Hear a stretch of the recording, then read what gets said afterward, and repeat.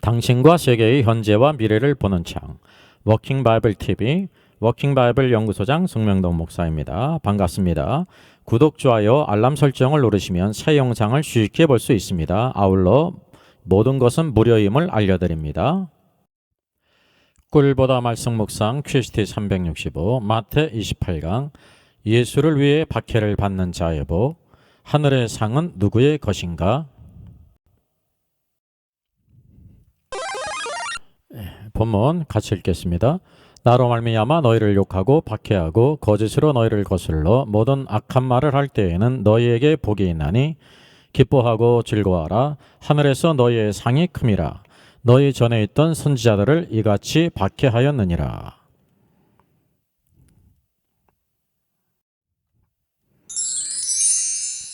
산상수훈 제 마지막 복에 이르렀죠. 이미 한번 언급한 것처럼 이것이 팔복인가 구복인가 라는 것을 한번 다시 살필 필요가 있죠. 이 팔복이라는 것은 예수님께서 말씀하신 것 심령이 가난한 자는 복이 있나니 마카리오스 블레스드가 이제 8번 있다는 것인데 8번이 아니라 9번입니다. 오늘 마지막 말씀 10절에 11절 나로 말미암아 너희를 욕하고 박해하고 거스러 너희를 거슬려 모든 악한 말을 할 때는 복이 있나니 하면서 이게 9번이거든요. 9번이 나옵니다. 그래서 팔복이 아니라 구복이라는 거죠. 특별히 한번 이것을 다시 언급하는 것은 왜 이제 팔복이 아니라 구복인데 또 구복 이 마지막 복이 있는데 왜 삭제되었느냐 제외되냐는 거죠. 개역개정에도 복이 있나니가 8번이 아니라 9번 나오지 않습니까? 영역 킹제임스 성경이나 NIV 성경에서도 블레스다가 9번 나와요. 또 헬라어 원문에도 마카리오스가 9번 나옵니다. 그런데 왜 어떻게 해서 이 마지막 복이 제외됐는가라는 사실이죠. 그래서 우리가 특별히 마지막 9번째 복에 더 관심을 가져야 된다는 것입니다. 그래서 이 9번째 복은 한 1500년 동안 팔복에서 제외되고 감춰진 마지막 복이라는 것입니다. 기독교가 국교가 된 후 어거스틴 이후부터 팔복에서 제외되어 온 그 산상수훈의 복이죠. 또 오늘날까지 팔복으로 단정해서 홀대받은 산상수훈의 마지막 9번째 복이라는 겁니다. 그래서 전통이 이렇게 힘이 있다는 것을 보죠. 하나님께서 손가락을 10개 주셨는데 만약에 복이 12개, 15개 되면 혹시 손가락 범위를 넘어가니까 한번 실수할 수 있다 이렇게 생각이 되어지는데 9개지 않습니까? 9개니까 또 하나가 남는데도 불구하고 계속 이렇게 팔복이라고 알고 있다는 것이 참으로 이상한 일입니다. 그래서 1000년이 넘는 역사를 가지고 있고 어거스틴이라고 하는 위대한 신학자가 정의했기 때문에 아무 의심 없이 받아들인 결과입니다. 그 전통은 다 문제가 있는가? 아닙니다. 그 가운데 이제 잘못된 오류가 있는 전통이 있다는 것을 우리가 기억할 필요가 있습니다. 그래서 계속 우리들이 성경을 통해서 개혁되어야 된다는 겁니다. 그런데 왜 팔복이라고 부르는 건가요? 무엇인가 오류가 있죠. 그래서 1000년 이상 된 카톨릭의 관점이 거기에 숨어져 있다는 것입니다. 더군다나 이 9번째 복은 누구로 인한 박해와 핍박입니까? 나로 말미암아 그랬습니다. 예수 그리스도로 말미암아 받는 박해와 핍박을 이게 정말로 중요한 복인데 이것을 이제 제외했다는 거죠. 그래서 이렇게 정하고 그 과거에도 팔복교회를 지으면서 이름을 붙인 것도 사실 로마 카톨릭입니다. 여기서 로마 카톨릭이 무엇인가를 우리에게 보여주고 있는 그 관점과 생각과 사상과 신학. 팔복교회 안에를 보게 되면 예수님이 계신데 마리아가 어린 아기 예수님을 안고 있는 것을 보여주고 있습니다. 팔복교회 구태여 마리아가 아기 예수님을 안고 있는 그림이 있을 필요가 없거든요. 왜냐하면 산 위에서 천국헌법을 선포하신 그것이 가장 적당하지 않습니까?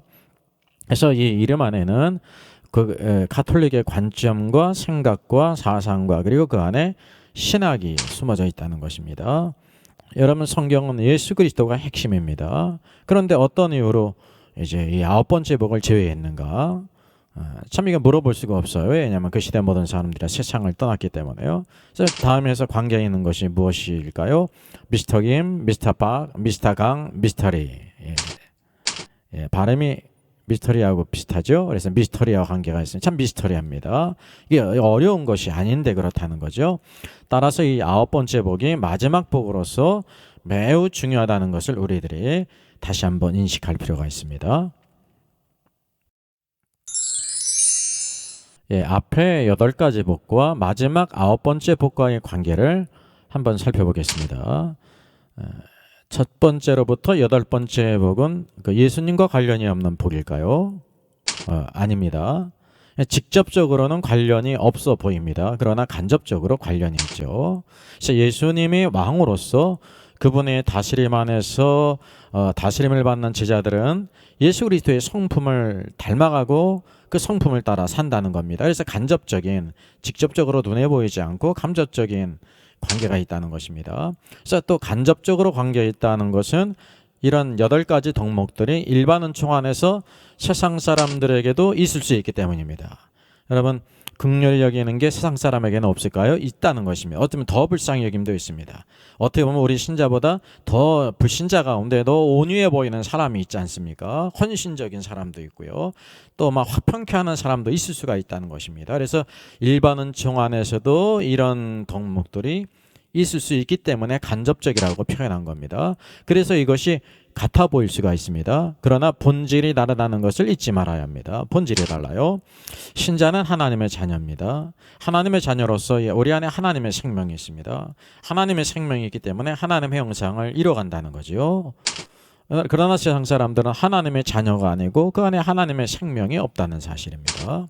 그래서 첫째로부터 여덟 번째까지의 복은 신자도 볼 수 있고 불신자도 볼 수 있는 성격을 갖고 있어요. 또 신자도 가질 수 있고 불신자도 가질 수 있는 덕목이라는 거죠. 그러나 이제 본질은 다르다는 겁니다. 그런데 9번째 복은 예수님 때문에 당하는 욕과 방해와 박해입니다. 이것은 세상 사람들이 결코 가질 수가 없어요. 왜냐하면 예수 그리스도를 하나님의 아들로 믿지도 않는데 예수님 때문에 욕설을 당하고 모욕을 당하고 박해를 받는 일은 없기 때문입니다. 그래서 9번째 복은 예수 그리스도와 아주 직접적으로 관계가 있는 중요한 복이라는 거죠. 그래서 앞의 복과 차이점은 이 복이 예수 그리스도와 직접적으로 관계에는 아주 중요한 그 본질적인 복이라는 것을 알게 됩니다. 따라서 이 복이 최종적인 복, 마지막 피날레가 있지 않습니까? 이게 모든 복을 최종 완결하는 복이라고 말할 수 있습니다. 이미 산상수훈을 시작할 때도 우리가 언급했던 것처럼 왜 8복이 아니고 9복인가? 산상수훈에서 복이 있나니 이 블레스드아가요 9번이에요. 8번이 아니고 뿐만 아니라 성경 전체에서도 성령의 9가지 열매지 8가지 열매가 아닙니다. 이런 연관성이 있다는 것입니다. 성령의 은사를 우리에게 주셨는데요. 그 9가지 은사를 주셨다는 거죠. 이 모든 것이 하나님께로 나온 모든 것은 하나의 그 원칙이 있다는 것입니다. 그래서 9번째 복은 최종적인 복이라고 말할 수 있습니다.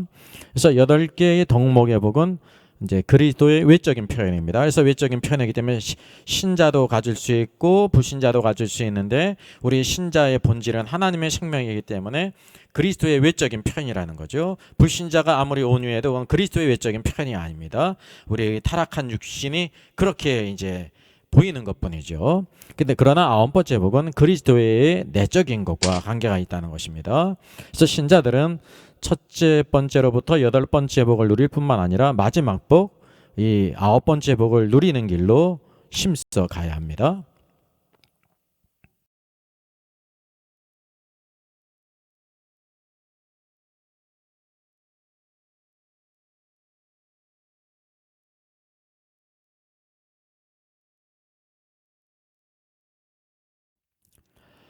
예수 그리스도로 말미암는 핍박을 한번 2가지로 한번 분류해봤습니다. 첫째는 외부 세상에서 오는 핍박입니다.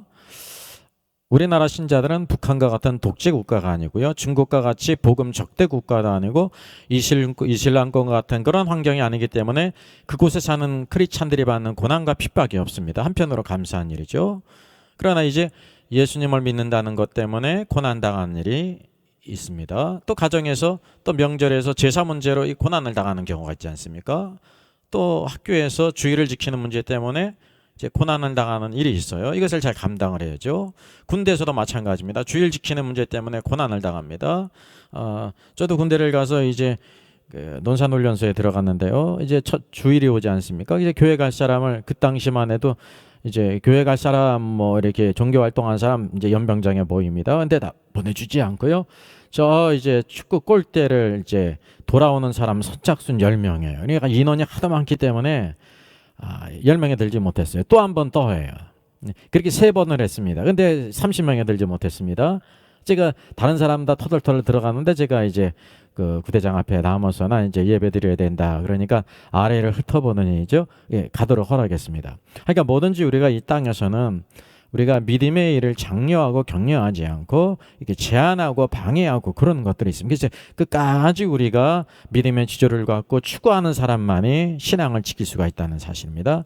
그리고 이제 그 외에 여러 가지 많은 다양한 상황 속에서 우리가 예수님 믿는 것들 때문에 오는 핍박이 있는데 기뻐하고 즐거워하라 그랬습니다. 오늘도 하나님께서 함께 하실 뿐만 아니라 그 일을 통해서 하시고자 하는 일들이 있다고 하는 사실을 꼭 기억할 필요가 있습니다. 예수님 때문에 오는 외부 세상에서 오는 핍박을 했는데 이제 내부 신자로부터 오는 뭐 비난과 핍박 좀 어울리지 않는 것 같은데 한번 이렇게 생각해 봤습니다. 왜냐하면 실제적이기 때문에 그렇습니다. 예수님 때문에 신자들로부터 오는 핍박이라면서 의아할 것입니다. 근데 깊이 생각해 보면 이것이 실제라는 것을 알게 됩니다. 이것은 뭐 꼭 100% 그렇다는 것이 아니라 때때로 이제 일어나는 일들이라는 거죠. 예수님께 매우 귀한 향유 한 옷값을 깨트려 드린 여인이 있습니다. 그 향유는 300데나리온의 가치를 가진 귀한 것이었죠. 당시 한 데나리온은 하루 품삯입니다. 오늘날 뭐 하루 품삯 5만 원이면 적은 건데요. 이렇게 따져보면 약 1,500만 원 되는 그런 아주 가치가 있는 것입니다. 이것을 지켜보던 제자들이 감동받고 칭찬했습니까? 아닙니다. 성경은 말합니다. 제자들이 보고 붕괴하며 무슨 의도로 이것을 합의하느냐? 무슨 꿍꿍이로 이것을 합의하느냐? 이것을 비싼 값에 팔아 가난한 자들에게 줄 수 있었겠도다라고 하면서 책망하고 분노했습니다. 참 이상한 일이죠. 제자들은 이 여인에게 분을 내며 책망했습니다. 그리고 자신들의 좋은 생각을 이렇게 제안한 것입니다. 가난한 자들에게 나눠주면 좋지 않느냐. 근데 예수님은 뭐라고 평가하십니까? 너희가 어찌하여 이 여자를 괴롭게 하느냐. 오늘도 주님을 섬기게 뛰어나게 섬기게 될 때 괴롭힘을 당한다는 거죠. 그가 내게 좋은 일을 하였느니라. 이 주님의 평가입니다. 너희들이 얘기하는 가난한 자들은 항상 있다 걱정하지 말아라. 그러나 나는 항상 함께 있지 않는다. 그래서 이제 주님은 이제 십자가와 부활을 통해서 이제 가신다는 것입니다. 그래서 이 여자가 향유를 부은 것은 내 장례를 위한 것이다라고 말씀하셨습니다.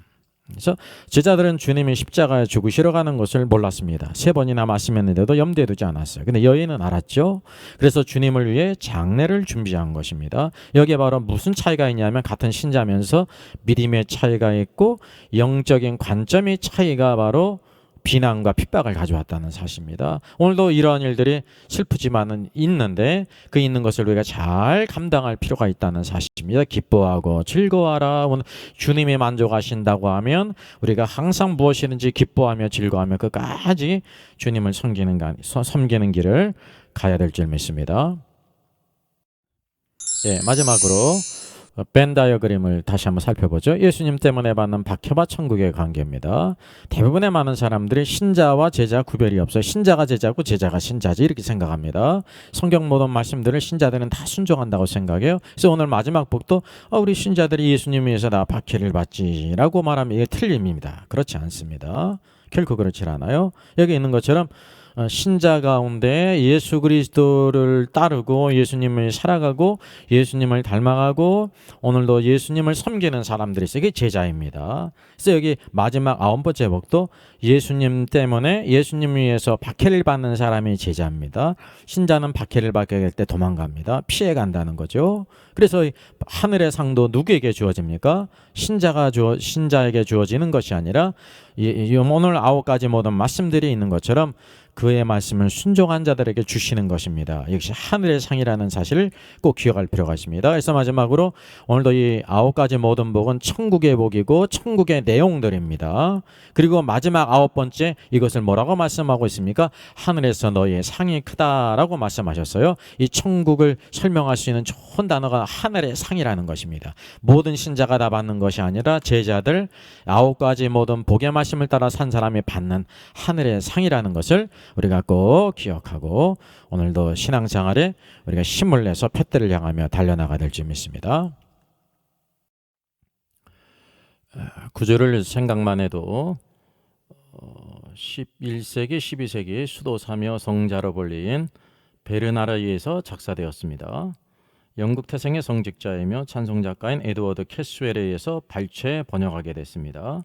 찬송 속의 그리스도의 저자 샤프 박사는 이 찬송시를 가리켜 중세시대의 찬송 중에서 가장 복음적이고 아름다운 찬송이라고 격찬했죠. 이 찬송시가 쓰일 당시는 교회의 암흑기였습니다. 그 당시 중세교회는 세속의 들어 영적으로나 도덕적으로 매우 타락한 상태에 있었죠. 이 곡은 그렇게 어두운 상황 속에서도 항상 구주만을 생각하며 회개하고 기쁨과 소망을 찾았던 작시자의 간증적 고백입니다.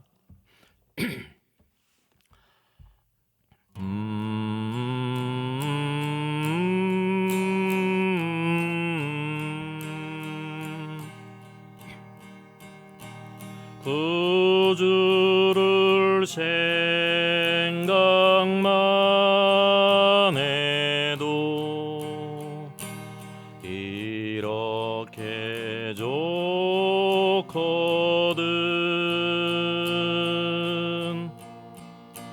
주 얼굴 배울 때에야 얼마나 좋으랴.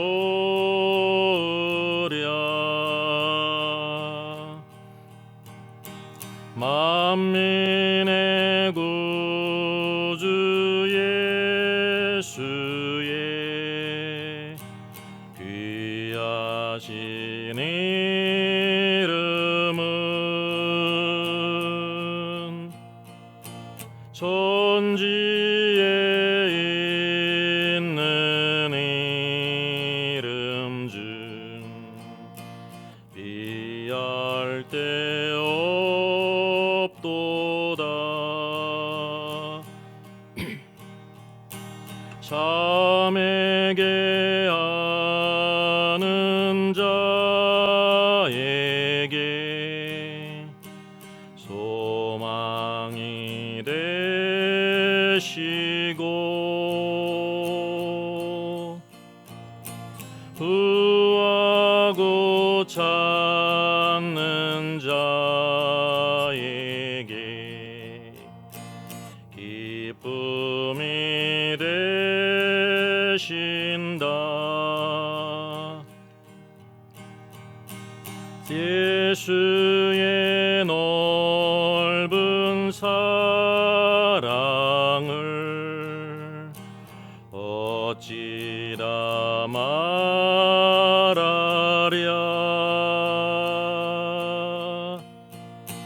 주 사랑받는 사람만 그 사랑 알도다. 사랑의 구주 예수여 내 기쁨 되시고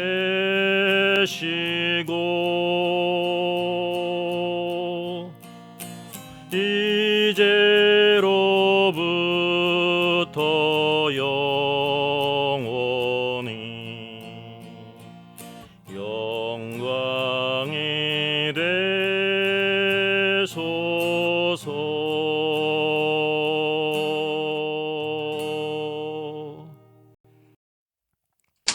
기도하겠습니다. 은혜의 주님 감사합니다. 이 새벽도 오늘도 하나님의 귀한 말씀 산상수훈의 마지막 말씀을 묵상하고 상고하게 하시니 감사합니다. 우리가 공산국가처럼 중국처럼 이슬람권처럼 박해를 받지 않는 땅에서 자유로이 하나님을 찬양하고 예배할 수 있음을 감사합니다. 그러나 오늘도 우리가 세상에 있으면서 예수 그리스도 때문에 당하는 여러 가지 크고 작은 어려움과 고난이 있는데 이런 것들을 두려워하지 않게 하시고 담대한 마음과 지혜로 항상 주 예수 그리스도의 이름으로 말미암아 어려움을 당하고 박해를 당하는 것을 기뻐하며 즐거워하게 하시고 믿음으로 승리하는 저들 되게 해 주시옵소서. 하늘의 상이 크다라고 하셨는데 오늘도 하늘의 상을 위해 달려나가는 저들 되게 하시고 항상 이것이 우리 삶 속의 격려자가 되어 나태하지 않고 게으르지 않고 또 오늘도 안일하지 않고 세상 것 바라보지 않고 믿음으로 승리케 하여 주시옵소서. 감사하고 주 예수님의 이름으로 기도하옵나이다. 아멘.